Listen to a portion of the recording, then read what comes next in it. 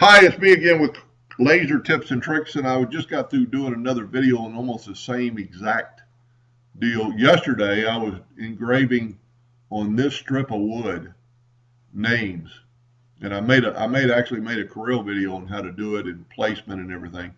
But what I did, I took a piece of MDF and I just a scrap, and I taped it down really good because I was doing several of these, and I had the laser cut out this part right here for two reasons.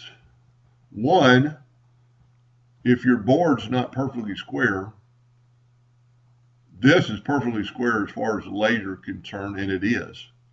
You've got a joint stop right here to place the wood. Then when you run your red dot pointer, you cannot, and also almost like the spoon video I just made, I didn't use center. My laser head is way up here, and I had it cut here. The laser knows exactly where this line is. Then when I run my red dot pointer around this box, I actually drew a box the same size as this cut.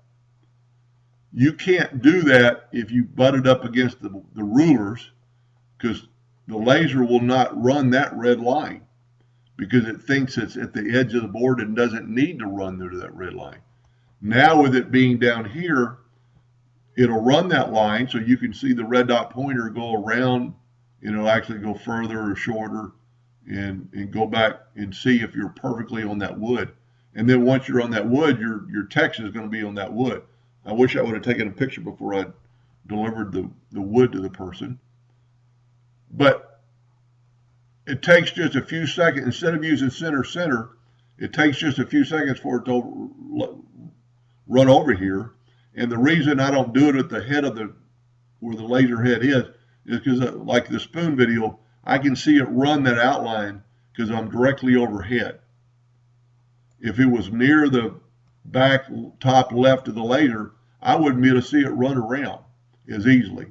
I'm 6'4", and this is a big laser bed, and I still have problems seeing up here or even reaching. And then this way it is actually reached to put the next piece of wood in much easier. So let Corel Draw and let your laser help you by cutting out the jig. And a lot of people are going to say, well, you should have cut out the other side and just placed it in there.